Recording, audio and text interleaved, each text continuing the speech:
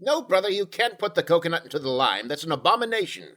Also, it wouldn't fit physics. We're on, brother. Oh, hello, video gamers, and melekaliki maka. That's a traditional island greeting, you know. I think that's actually Hawaiian for Merry Christmas. Which is the most traditional time of the year. I stand firm in my technical accuracy. I'm not certain how well the summer beach party theme gels with that, brother. Or the fact that we're currently indoors, for that matter. People can be indoors at the beach. What do you think bamboo huts are for? Or the entire notion of beach umbrellas. Beachgoers go to considerable effort to lug a little bit of shelter with them. We're just taking the concept to its logical conclusion. By never setting foot outside. It's hot out there, brother, and do you really want to have to vacuum 30 pounds of wet sand out of sensitive computing equipment? What does it matter that we're broadcasting from the back of an air-conditioned RV so long as we're technically, geographically, at the beach? Is that where we are? There's not a soul that can prove otherwise, so hello, video gamers, and welcome to Shu and Chan's significantly post-E3 Summer Gaming Beach Party. I hope you brought trunks. In case you get the notion to go sit in the sink, presumably. Our original intention was to do an E3 wrap-up special immediately following the show, as we did in 2017. But the pressures of business forced one delay after another upon us, and as we found ourselves more than a month out from the world's biggest gaming exposition, Chan and I noticed something very interesting. We couldn't remember a darn thing about it. Correct. Oh, sure, we understood on some level that a gaming exposition had occurred, and there was a vague comprehension that certain specific titles like Fallout 76 and Halo Infinite had entered our consciousness at some undefined point in the past, but trying to attach that knowledge to actual concrete events in our memory was like trying to hold on to an object pulled from a dream. E3 2018 just was not very memorable. Yes, for good or ill, the decline of the current console generation has in turn produced an E3 with almost no defining marks or scars. On the plus side, this meant that this year's show contained neither DJ Ravi pitching a sweaty conniption fit over imaginary drums, nor any significant risk of encountering Jamie Kennedy in a working capacity. Also technically true of the real world since 2005. But on the minus side, it meant that the entire show exuded about the same level of dynamic energy as a well-gummed rawhide chew falling on linoleum. With the industry's major players feeling the weight of an inevitable next console generation upon them, gamers were treated to one of the safest E3 presentations in recent memory, with very few surprise announcements and a host of AAA teaser trailers that were much more teaser than trailer. And so, in creating this wrap-up special, Chen and I have come to an important decision regarding E3 2018. To heck with it. Exactly that, and so instead of faithfully smearing the ennui of E3 2018 over a video canvas, we've decided on a free-form presentation willing to examine any titles your average gamer might be thinking about this summer. Including E3 no-shows like Red Dead Redemption 2, which skipped the presentation because it thinks it's better than us. And presents them with a jaunty beach theme because, frankly, Arnie already bought the tiki torches and beach balls, and was bound and determined to turn something into a beach party, no matter what. This was the safest alternative to suggestions for a driver's license renewal beach party, a post-colonoscopy beach party, and a tiki-themed beach party wake for Great Aunt Konomi. So with that said, let's pop open the cooler, smear on some SPF 100, specially formulated for gamers, vampires, and Irishmen, and dig into Shu and Chan's significantly post-E3 Summer Gaming Beach Party.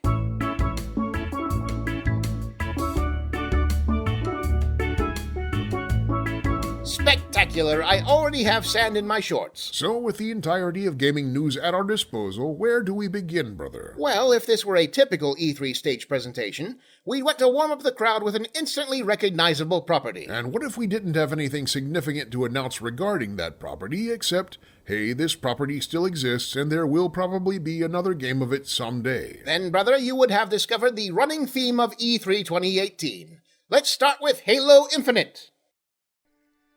So, when we last left the Halo series, the Arbiter and Johnson had just killed Tataris, and Master Chief... Tataris? Brother, that happened at the end of Halo 2. There have been at least 3 or 4 Halo games since then. Oh, well, that was what was happening when I last left the Halo series anyway. I do work during the day, you know. I can't keep up with every single tiny release. This trailer offers little in the way of concrete information, but on a cursory glance, it seems the new game will take place in Yosemite National Park, maybe. Wherein Master Chief dons a floppy angler's hat, packs a dozen long necks in the cooler, and spends a weekend fishing with the fellas. There could be dangerous wild animals involved, drawn to the scent of picnic baskets. Well, not to wallow in cynicism, brother, but the truth is that the actual release of this game is so far off and nebulous, perhaps not even planned for the current generation Xbox console, that you could take random footage from the beginning of Star Trek V, and it will be every bit as representative of the final product at this point as anything you see in this trailer. Oh, now. I'm serious. Is there anything in this trailer that we haven't already seen in past Halo games?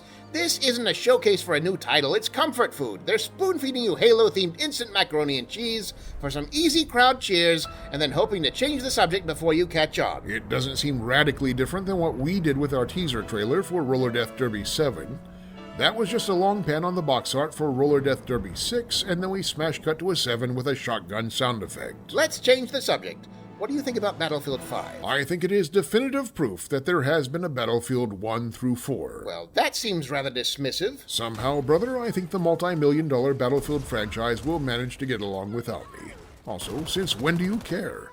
You don't like war games or multiplayer. I don't need to climb Mount Everest to feel awed by its majesty. Why should I have to play Battlefield to appreciate the stacks and stacks of cash it has accumulated for its publisher, presumably in an Uncle Scrooge-style money bin? Ah, so you are admiring the craft. It is a joy simply to watch masters at work. And what are your thoughts on the fan backlash stirred by the prominent depiction of female soldiers on the World War II front lines? Why, brother, I believe that our nation's teaching institutions now owe the Battlefield developers an enormous debt of gratitude for after 15 iterations of 40-mile-per-hour, on-foot, 8-foot vertical leaps carrying 400 pounds of ordnance, sniping enemy pilots in their cockpits while standing stock still on the wing of an in-flight fighter plane, they have finally discovered the one thing that gets gamers excited about historical accuracy. Next up, Kingdom Hearts 3. Really? It's what the script says. I just assumed we were grouping the games together by theme, you know, like last year where they were grouped by press conference. So you thought Halo and Battlefield shared the same theme? Well, more than Kingdom Hearts at least. First-person shooter, heavy multiplayer emphasis,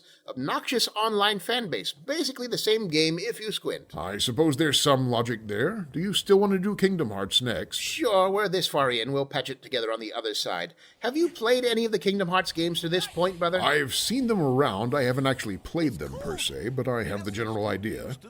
They're basically like if crossover fanfiction existed where the enemies didn't kiss each other. Oh, Brother Chan, you have sorely missed out on the wonderment and whimsy of this long-running, beloved monument to casual Japanese insanity. Kingdom Hearts is the ongoing saga of the young hero Sora as he traverses mystical worlds populated by various Square Enix and Disney characters who, by some enchanted magic, sound almost but not quite like their original celebrity voice actors. And people really go for this strange juxtaposition of world-in-peril melodrama and aw-shucks Disney characters. That's the whole point, brother. Where else in the entire video game landscape would you find this exchange? Is that? Mickey, you're too late. So it's come to this, SpongeBob SquarePants. You and I are a lot alike, Huckleberry Hound. And thus the appeal. I don't know, brother. Personally, I consider it a mark of creative bankruptcy when a human-centric work of fiction tries to shoehorn in a funny animal character. The grill's ready? Excellent, Arnie. You can start with the burgers and then do the bratwurst. And if the charcoal's still going by the time we get out there, we'll see if we can't set fire to a coconut or a beach towel or something. We know ourselves. How's it going in here? What game are you on? We just finished Kingdom Hearts 3. Kingdom Hearts? Is that really beach-themed? I think somewhere in the Kingdom Hearts series there's a beach or two. There's definitely water. It doesn't sound like you've been taking this seriously. What else have you been looking at? Well, before that was Battlefield 5. It doesn't sound very festive. Does it have beaches? Arnie, I can report with 100% certainty that the Battlefield series has featured extensive gameplay on at least one very famous beach. All right, so long as we're keeping a proper party atmosphere, I'm going to go start the burgers. All right, so what's next, brother? Well, I'm shuffling the playlist a little to sort by theme.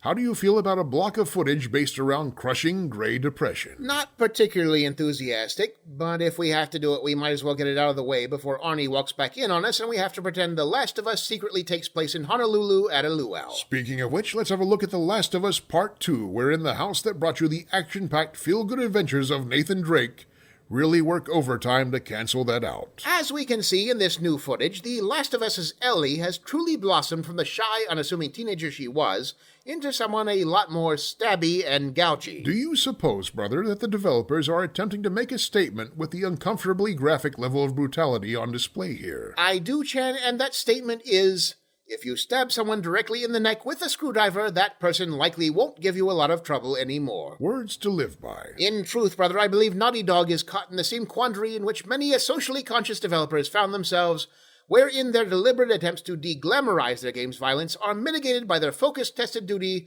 to make the game's violence oh so satisfying. As in, we want you to understand that putting a machete through someone's head is an ugly, soul-destroying act, but since you're going to do it anyway, here are 15 high bitrate variations of the thunk sound effect so you don't get bored. Precisely, Chen. What is next on the playlist of despair? Why now, brother, we move from the hopeless, shattered, post-apocalyptic world of The Last of Us to the hopeless, shattered, post-apocalyptic world of Metro Exodus. More snow, fewer mushrooms. Right, the Metro series is more what we consider a classic or traditional apocalypse brought on by global nuclear war. Wouldn't a truly traditional apocalypse involve, I don't know, 4 horsemen or hordes of frost giants? Hadn't considered that, but nuclear apocalypses were trendy. They were the method of global extinction from the 50s to the end of the Cold War. But you're correct to note that they were hardly the first. I suppose nuclear apocalypse, in the final analysis, is more a standby of vintage pop culture. So what you're saying is that Metro is retro. Deftly done, brother. I hardly want to slap you in the face at all for that one. Do you think it's fair, brother, that Metro has been called the Russian Fallout? I wouldn't consider that accurate. Letting alone the significant tonal differences between the series, who's to say what is American and what is Russian after radioactive winds scour the old boundary lines from our maps? Well, there's still an ocean that would work as a rough starting point. I was being rhetorical, brother, but by the same token, there's a lot of philosophical boundary crossing in both games. Metro, for instance, contains as much, if not slightly more random gunfire than a Texan picnic, and you'll remember that it was in the Fallout 3 Republic of Dave questline that the Lone Wanderer engaged in the traditional Russian pastime of rigging foreign elections. Topical. So that's Metro Exodus. And finally, in our parade of broken worlds, we present hamburgers. I don't think we are presenting a broken world of hamburgers. No, the hamburgers are done. They're already done? It's only been like 3 minutes. Yeah, Gila Mobster's watching the grill. He showed me a trick with his lighter and some napalm. Hey, did you know that if you heat up sand enough, it turns into glass? Speaking of which, do either of you need any random blobs of glass? Arnie, are we going to be able to actually eat these hamburgers? I assume so, but Gila Mobster says we can't check for doneness until they stop glowing red and throwing sparks. Tell you what, let's just hold off on cooking the bratwurst until we get out there. How far are you along? What game are you doing now? Well, if you must know, we're about to tackle Hideo Kojima's Death Stranding. And that's a beach game? Death Stranding? The name Death Stranding, Arnie, is a reference to cetacean stranding, more commonly known as beaching, the process wherein whales and dolphins strand themselves on beaches and die of dehydration. I guess I have to allow it. The game isn't actually about whales, Arnie. What's it about? Well, having seen every scrap of footage and read every piece of news about Death Stranding since it was first announced, I can tell you this. I have no idea. Something about Norman Reedus regurgitating a baby is all I got from it. Now that's a party. That doesn't really tell me anything. Well, there's nothing to tell. You're looking at it. As far as anyone knows at this point, it's some kind of insane art house picture, and we'll find out in the end that none of it actually happened, and Norman Reedus actually represented a middle-aged insurance salesman's desire to reunite with his estranged daughter. But I see stuff happening. There's walking and footprints and meaningful glances. This means something. If you're familiar with the works of Hideo Kojima, Arnie, you'll know that isn't necessarily true. With the Kojima game, the ultimate secret has a near 50-50 chance of being either a philosophical meditation on man's place in the universe or a 2-minute Benny Hill gag. It's like if a Google-translated Korean review of a 1970s British sci-fi movie was magically brought to life. Best to just let the weirdness wash over you and sort out the who's and whys after they've released the first patch. Huh. Well, I'm gonna go tell Gila Mobster to hold off on the brats. Sure, if you can't stand the heat and all. Well, I think that caps off the gray existential despair block. Now, how about a wild card? The wild card being Spider-Man. Spider-Man? In what reality is Spider-Man considered a wild card? In Earth 26422, in which, according to the Marvel Guide to the Multiverse, all known superheroes are actually sentient playing cards. Didn't think I was prepared for that one, did you? No, I mean figuratively, Chan. What's a safer, more mass appeal choice than your friendly neighborhood web slinger? Oh, no, I didn't mean Spider-Man was an edgy choice or anything. His game just didn't fit neatly into the other theme blocks. Unless we just wanted to open an instant brand recognition category, I think we could put that together. Well, I won't refuse an upbeat palate cleanser at this point. Did it ever occur to you, Chan, that when it comes to pop culture enthusiasm, today's youngsters need to have an intensely deep capacity for adaptation? What do you mean, brother? Well, look at Spider-Man. When we were kids, all we really needed to remember about him was that, 1, he does whatever a spider can, and 2, he has amazing friends. Although you never saw any of them offering to help him move a sofa, which is my number one criteria. But look at the state of Spider-Man fandom today. You realize this blockbuster Spider-Man game is being released to the public at the same time as Spider-Man in his current most famous incarnation is, spoiler alert, clogging up a celestial dustbuster.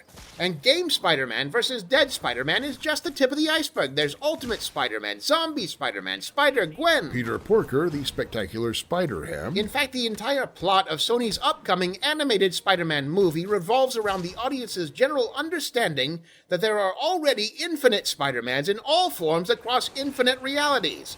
In just 2 generations, we went from catch as thieves just like flies to the extrapolated ramifications of advanced quantum mechanics. Wherein spider particles exist in states of both little and great responsibility until observed. It just seems like a bit much for your average 7-year-old to sort out. I don't know, brother. In my opinion, something like this could serve as an excellent introduction to complex systems of differentiation that will become increasingly important to the current generation as technology moves the common consciousness in ever more niche directions. You mean like remembering to feed your real-life goldfish while spending most of your time on a virtual reality Pokemon farm? And it's not like the 1970s generation didn't have to reconcile their Spider-Man with a Japanese version who had a flying car and piloted a mech, so we can't pretend we didn't see that coming. Whatever sells the branded pajamas, I suppose. Speaking of the old school, our next category is all about the resurrection of that which has come before. Eldritch Terrors? Reworked game franchises, so essentially yes. First, from out of the shadows of the past, the shadow of the Tomb Raider. Ominous. Well, okay, it can't be that ominous. Lara Croft is, 5'2"? That's not a very imposing shadow. We presume she's standing close to a light source, so the shadow looks bigger. Lara Croft has had an interesting journey, hasn't she? From her early days when the character was marketed largely on the strengths of a few very specific polygons, Young Lara Croft was a very pointy character. All the way to the modern era wherein the series has been revamped almost entirely as an ultra-polished, set-piece-based action platforming title. So, an Uncharted game. Well, basically, but without all the humor. Modern Lara Croft isn't much for quips. She's more for staring into the middle distance, expressing a mixture of horror and determination. Could be British humor, sometimes that's very dry. Do you suppose the developers feel pressure to keep Lara serious in these new games? What do you mean, brother? Well, I mean, right now we're in something of a delicate position regarding the depiction of women in media. Humor can be taken the wrong way. I can't help wondering if her somber attitude is truly inherent to the character, or if it's simply the developers playing it safe. I don't think anyone's ever described Lara Croft as a barrel of laughs, brother. Well, true, but to my mind, Lara's character as depicted is still somewhat fenced in. Perhaps what this series truly needs in production is creative leadership positions staffed entirely by women. Directors, writers, the whole 9 yards, all female. That's an uncharacteristically progressive observation for you. I don't see why it would be. There are numerous women qualified for the roles, and they'd be free at that point to stray from the established path and develop Lara into a much more robust, human, and perhaps even somewhat flawed character. I'm impressed at your forward thinking, Brother Shu. And it makes good business sense, too, because you can pay them 30% less. Let's move on immediately. Speaking of old-school franchises currently enjoying a resurrection, our next title takes the concept a bit more literally. It's the remake of Resident Evil 2. Resident Evil 2, now there's a nostalgia bomb. At the time of the original's release, it was a blockbuster, but even now it proves that you don't need fancy things like anti-aliasing or responsive controls or more than 12 polygons per character to conjure up a true atmosphere of terror. And now there is a remake. And as with all remakes, I have mixed feelings. Of course, it's nice that we get to experience the story of Resident Evil 2 with improved graphics and, let's be honest, functional locomotion, but I can't help but feel a sense of loss that the current generation will never experience all the memorable scenes of the original as we did, like feeling the apocalyptic atmosphere as we traversed the streets of Raccoon City in search of the police station, and then, nefarious things that happened after that. You don't remember the plot after you make it to the police station? I don't have to remember it. I was there. It's the young people I'm talking about. I already did my time backtracking through 8 miles of abandoned police station at diseased cow speed. Now it should be their turn. Your affection for the source material is palpable, brother. I guess I should also be impressed that we finally reached the level of technological sophistication in video games where we're able to actually miscast video game characters.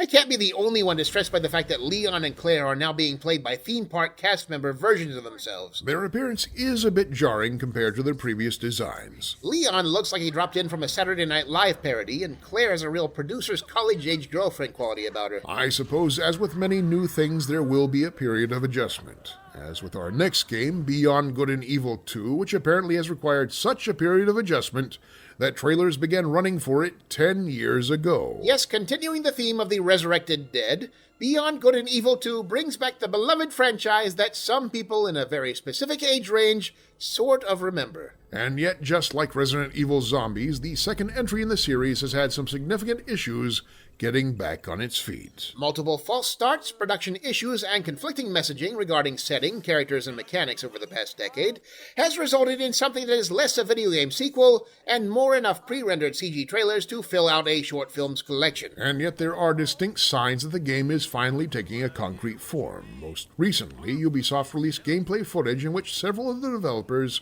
shared details regarding the game's mechanics, although they did so in incredibly thick French accents that made everything sound like non hong gonton, and there were no subtitles, so from a practical perspective, we're still mostly at square one. Finally, on the old-school revamp kick, we have Cyberpunk 2077, a modern update of the pen-and-paper role-playing game Cyberpunk 2020, itself an update of the pen-and-paper role-playing game Cyberpunk 2013, which was a grim glimpse into a distant future as imagined by people living in 1988, as evidenced by the distant future's generous implementation of giant collars and shoulder pads. You know, brother, as of this broadcast, 2020 is still technically the future. Do you suppose they changed it because it wasn't future-y enough? I think they're just hedging their bets for possible production delays. Game development has unpredictable hurdles. You remember, don't you, that embarrassing episode with our own 2008 release of Crimson Stormblade Q1 2007 on the dot? Thankfully, our lesson was fully learned by 2011 when we released Crimson Stormblade To Be Determined. Do you think voluntary cybernetic implants really are going to be as widespread as games like this and Deus Ex are predicting? I'm inclined to say yes, brother. Look how attached people are to their phones right now. True, but as of right now, if you want to upgrade your phone to the newest model, you don't have to have your arm sawn off to replace it. No, you just have to wait for 3 hours in the line outside an Apple store with Apple enthusiasts. As far as I'm concerned, that's a wash. Hey, are you guys still doing this? Yes, Arnie, clearly we are. Aren't you supposed to be guarding a cooler? Elam Mobster's out there, and he's carrying a shotgun, so I figure the RC Cola is safe. So what's all this? Why is it every time I come in here, there's nothing at all beach-related on the screen? What do you want, Arnie? The show's about the games that people have been talking about this summer. We can't just magically will a product into existence where Kratos and Chun-Li play the ukulele and enter a surfing competition. You have clearly not been keeping up enough with my fanfiction. But you know there is a beach game coming out. Vacation Simulator. All right, that's a virtual reality game, isn't it? That's right, it takes place in the distant future when all work is performed by robots, leaving humans with a lot of spare time on their hands. That was technically also true for parts of the Terminator. In order to experience the forgotten concept of work, and by extension vacations from work, humans of the future take part in elaborate historical simulations as seen here. And because it's in VR, you'll be relaxing on the virtual beach, just as if you were really there. In point of fact, Arnie, the potential for relaxation while playing any VR game hinges on the player's ability to ignore the fact that axe murderers could be sneaking up on them at any given moment in the real world and they would not have a clue. I don't think that really happens all that much. Well, it doesn't have to be an axe murderer specifically. It could be thieves robbing you blind, pyromaniacs setting your house aflame, roommates using you as an unwitting prop for hilarious online videos. None of that actually happened. Well, okay, the last one happens a lot. But the others are just you being paranoid. I've never heard of anybody getting killed playing VR. Sometimes it's worse than death. Just think you're hours deep into a session of Skyrim VR when you feel a chill around you. You pause the game, take off the goggles, look down, and that's when you realize that you're laying in a bathtub full of ice, your side crudely stitched up where black market organ harvesters have removed your kidney. Brother, I think you just repackaged the old organ stolen while on Mexican vacation urban legend for virtual reality. Just because it hasn't happened yet doesn't mean some madman out there isn't already obsessed with the idea. Yes, I've got a pretty good mental image of that madman right now. Is this why you won't play VR unless I'm in the room with you? A gross exaggeration. When you're gone, I just activate the proximity alarms. None of this has anything to do with Vacation Simulator. It's a cute, quirky game about fun stuff to do at the beach. And I'm going to go back to the beach now because it's way more fun than this. You're living in a fool's paradise, Arnie. You'll learn the hard way. We're getting close to the end now, one last theme block to do. But before that, let's have a look at what's likely to be the game of 2018, Red Dead Redemption 2. Yes, a prequel to Rockstar's Red Dead Redemption, itself a successor to the Capcom-funded Red Dead Revolver, although you need some charts to work out the particulars. Red Dead Redemption 2 follows the story of outlaw Arthur Morgan as he navigates an Old West on the cusp of modernization, riding with his outlaw brothers and evading ruthless lawmen, all the while trying to work out which of them is secretly a robot. That's not what happens, brother. Some of them are robots. No, brother. Wait, is Arthur himself a robot? That's a twist. None of them are robots, brother. You're thinking of Westworld. Oh, right. I suppose I am. So what happens in this game? Well, there's not exactly a wealth of information available, but given the pedigree, I imagine we'll be experiencing an extremely polished, engaging tale of life in the Old West, not simply an endless string of gunfights, but also numerous opportunities to experience the richly drawn environments and side activities for which Rockstar games are famous, married to the almost poetic beauty and grandeur of the American Southwest. Coupled with an online mode where you will immediately be shot and teabagged by a 13-year-old from Wisconsin. You can't prove they're not robots, you know. For our last theme block of games, we're going to be taking a look at Bethesda Game Studios, the developer of both the Elder Scrolls and Fallout franchises. Bethesda had a very big and very strange showing at this year's E3, and it really takes a bit of analysis to understand how a stage presentation in which 3 new Bethesda titles were announced, one of which literally being the Elder Scrolls 6, did not end up an immediate slam dunk. To understand where things went off, we'll first take a look at the official announcement trailer for Bethesda's upcoming certain-to-be mega-hit original IP, Starfield.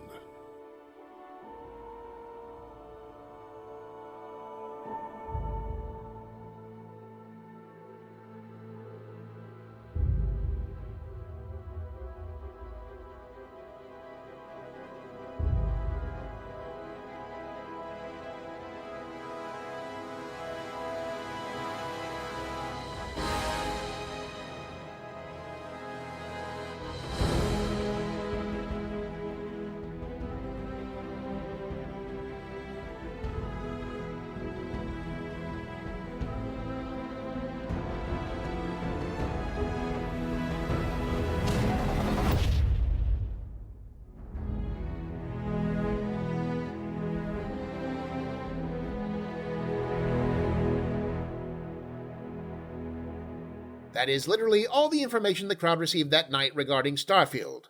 Now let's look at the official announcement trailer for the next ravenously anticipated installment of Bethesda's hands-down biggest original franchise, The Elder Scrolls 6.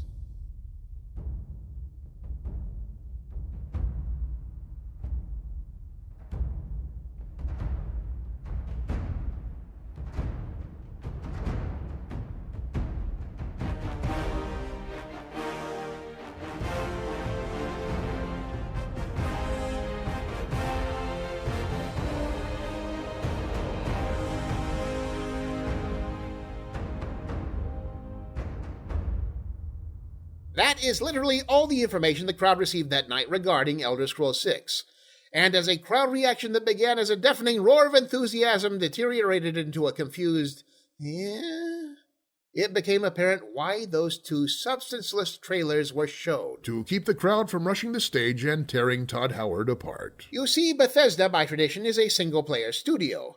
In point of fact, in many minds, they are the single-player studio, so much so that only a few months prior, Bethesda's publisher released an ad positing themselves as the absolute guardians of single-player gaming.